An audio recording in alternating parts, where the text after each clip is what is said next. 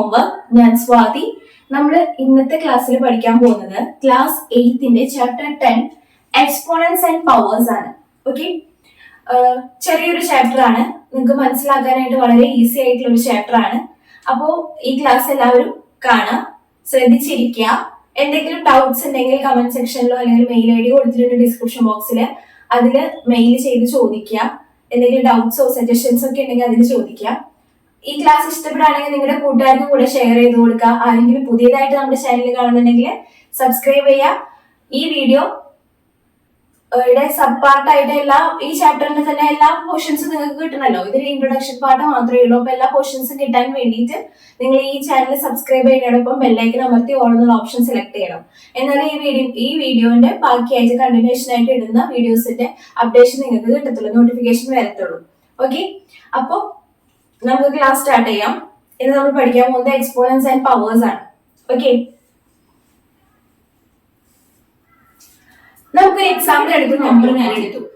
100 എന്ന നമ്പറിനെ എനിക്ക് വേറെ ഏത് രീതിയിൽ എക്സ്പ്രസ് ചെയ്യാൻ പറ്റും? 10 into 10 എന്ന് പറഞ്ഞാൽ എന്താണ്? 100 ആണ്, ആണല്ലോ. ഇനി ഇതിനെ എനിക്ക് 10 raised to the power 2 എന്ന് കൂടെ എഴുതാൻ പറ്റും. Okay, 10 raised to the power 2. Next ഒരു നമ്പർ ആണ് 1000.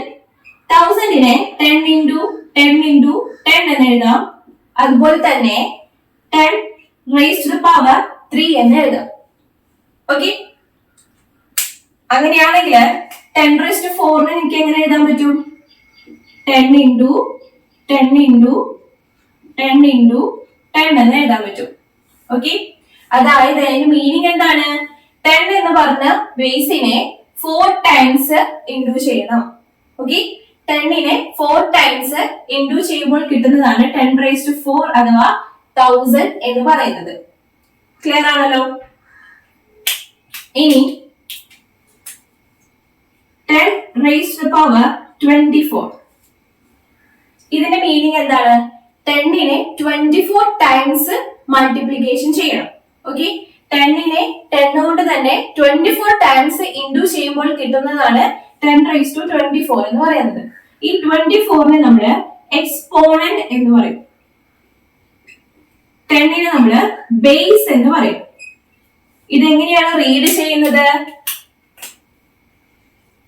10 raised to the power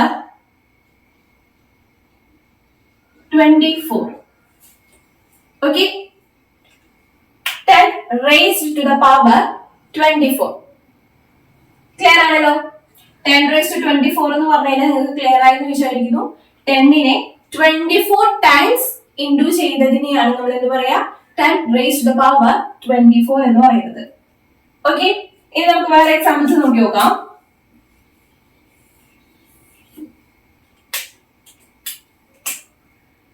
to raised to 2.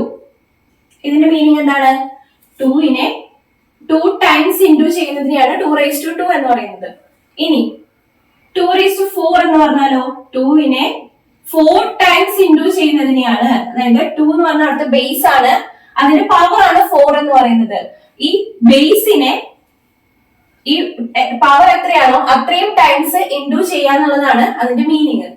Okay, ഇനി ഞാൻ 2 raised to m എന്ന് എടുത്തു. ഇതിന്റെ മീനിങ് എന്താണ്? 2 into 2 into 2 into etc. അങ്ങനെ m ടൈംസ് നമ്മൾ അതിനെ ഇൻഡു ചെയ്യണം. മനസ്സിലായോ? 2 into 2 into 2 m ടൈംസ് നമ്മൾ ഇതിനെ ഇൻഡു ചെയ്യണം. ക്ലിയർ ആയെന്ന് വിചാരിക്കുന്നു. ഓക്കെ അല്ലേ?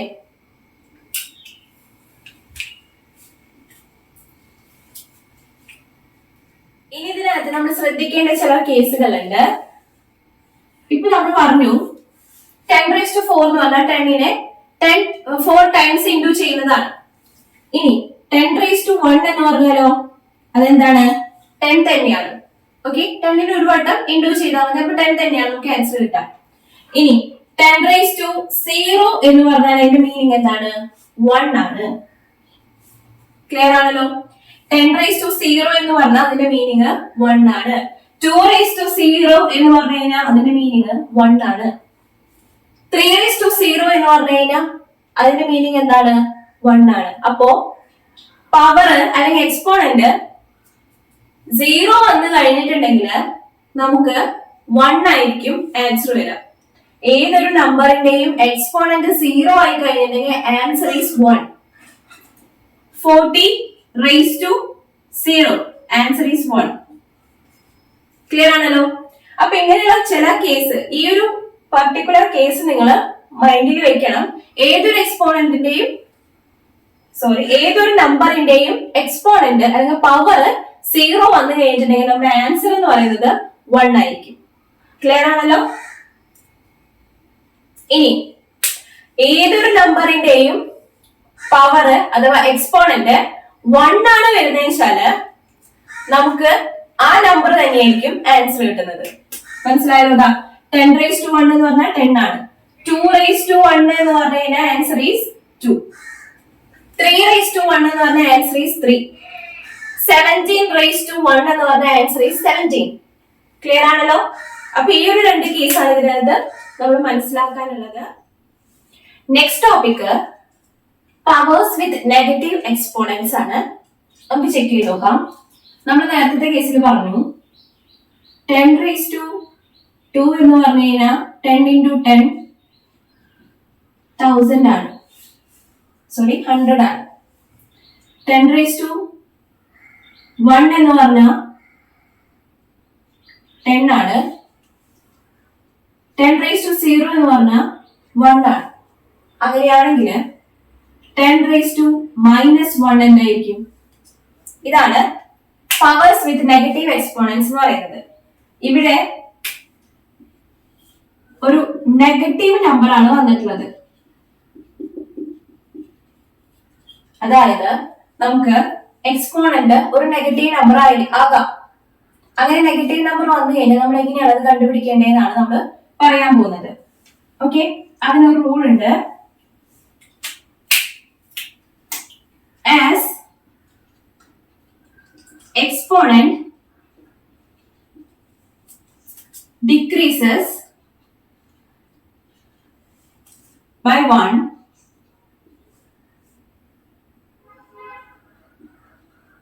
the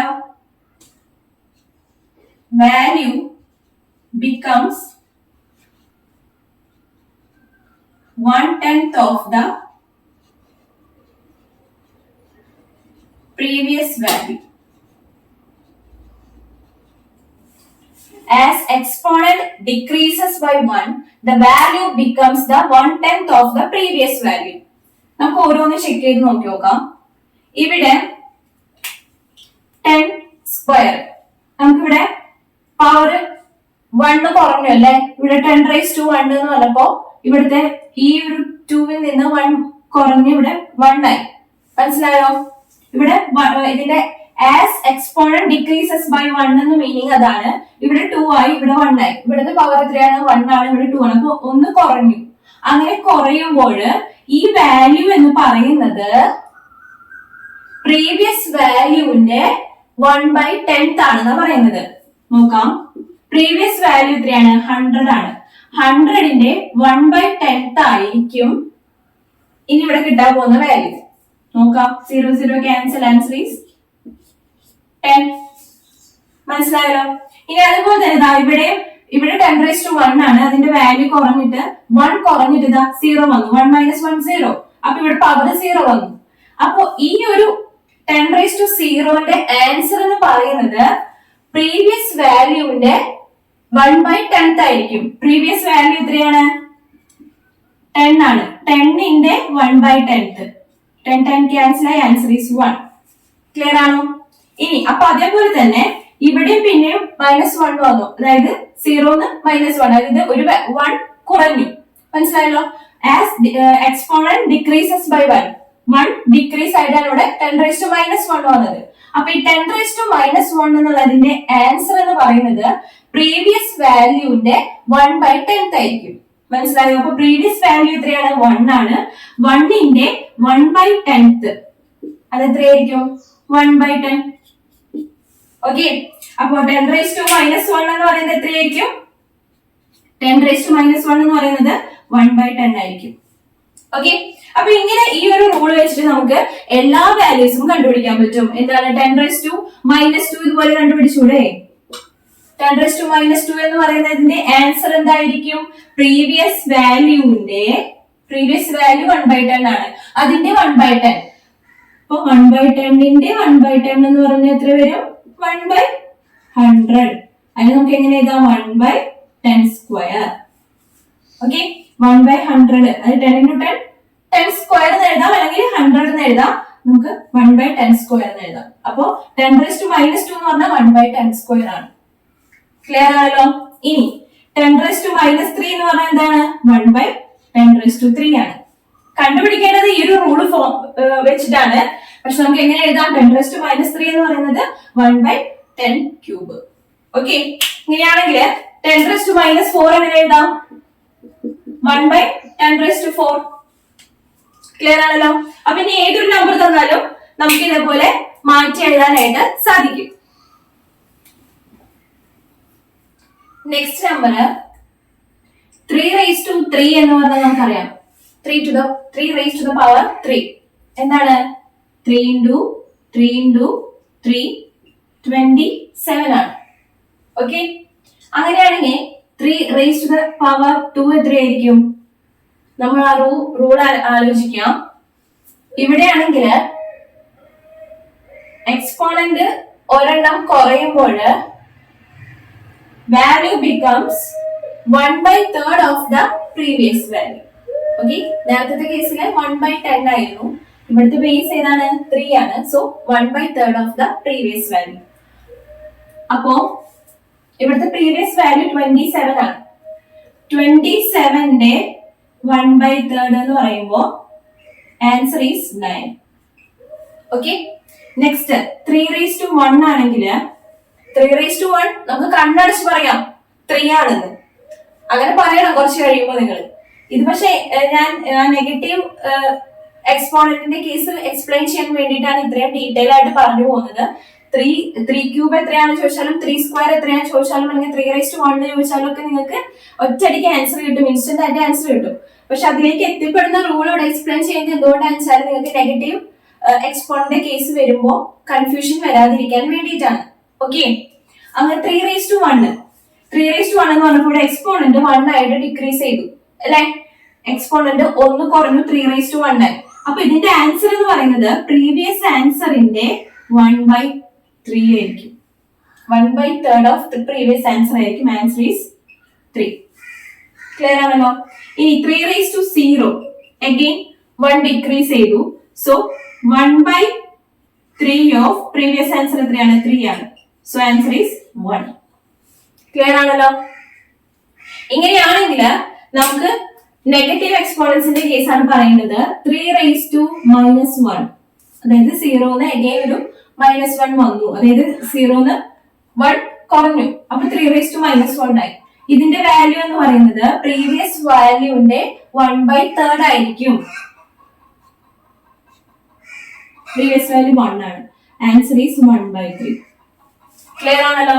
ഇനി 3⁻2 ആണെങ്കിലോ 1/3 ഓഫ് പ്രീവിയസ് വാല്യൂ എത്രയാണ്? 1/3 തന്നെയാണ്. ഇവിടുത്തെ പ്രീവിയസ് വാല്യൂ 1/3 ആണ്, അതിന്റെ 1/3. അപ്പൊ എത്ര വരും? 1/3².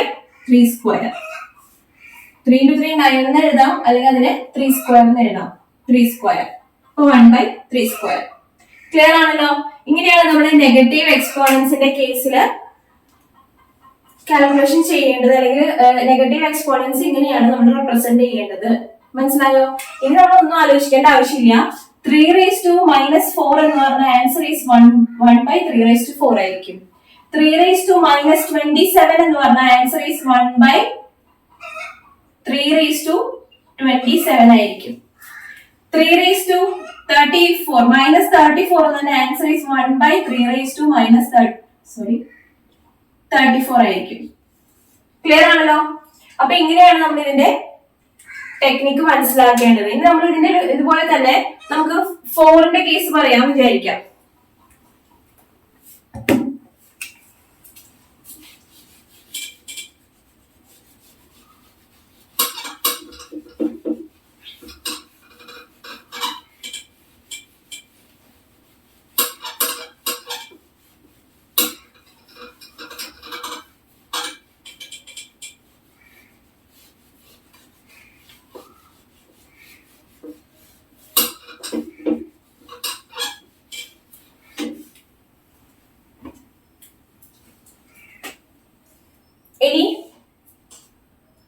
ഏതൊരു നമ്പർ തന്നു കഴിഞ്ഞാലും നമ്മൾ എന്താ ചെയ്യേണ്ടത്?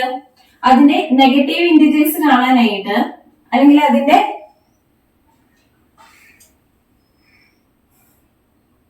നെക്സ്റ്റ് 4:-1 ആണെന്ന് വിചാരിക്കാം. 4:-1 എന്ന് പറഞ്ഞാൽ അതിന്റെ ആൻസർ എന്തായിരിക്കും? 1/4. 1/4:1, that is 1/4. ഇനി 4⁻⁻2 ആണെങ്കിൽ 1/4². ഓക്കെ, അപ്പൊ നമ്മൾ എന്താ ചെയ്യേണ്ടത്? 5⁻⁻4 ആണെങ്കിൽ നമ്മൾ ആദ്യം എന്ത് ചെയ്യാം? 1/ ഇട്ടതിന് ശേഷം ഈ നെഗറ്റീവ് മാറ്റിയിട്ട് ഇത് അങ്ങനെ തന്നെ എടുത്ത് എഴുതാം. മനസ്സിലായോ? ഇതാണ് അതിന്റെ ടെക്നിക്ക് എന്ന് പറയുന്നത്. അതായത് നെഗറ്റീവ് മാറ്റിയിട്ട് അത് ഡിനോമിനേറ്റർ ആയിട്ട് എടുത്ത് എഴുതാം. ഇനി 6⁻14 ഇതെങ്ങനെ എഴുതും? 1/6⁻14. ക്ലിയർ ആണല്ലോ? അപ്പൊ ഏതൊരു നമ്പറിന്റെയും നെഗറ്റീവ് എക്സ്പോണന്റ് വന്നു കഴിഞ്ഞിട്ടുണ്ടെങ്കിൽ ഈ രീതിയിലാണ് നമ്മൾ എക്സ്പ്രസ് ചെയ്യേണ്ടത്. ക്ലിയർ ആയെന്ന് വിചാരിക്കുന്നു. എന്തെങ്കിലും ഡൗട്ട് ഉണ്ടെങ്കിൽ ചോദിക്കാം.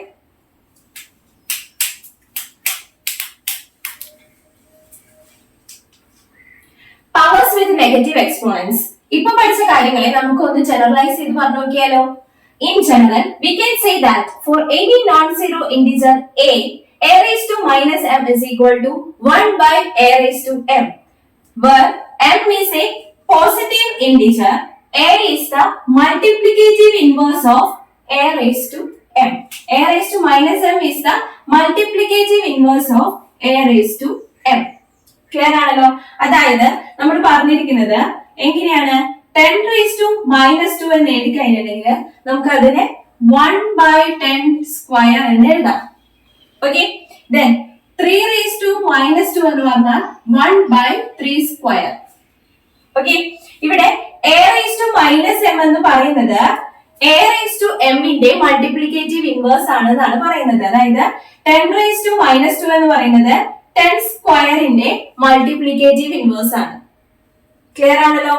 അപ്പൊ ഇത്രയാണ് നമുക്ക് ഇന്നത്തെ ക്ലാസ്സിൽ പഠിക്കാനുള്ളത്.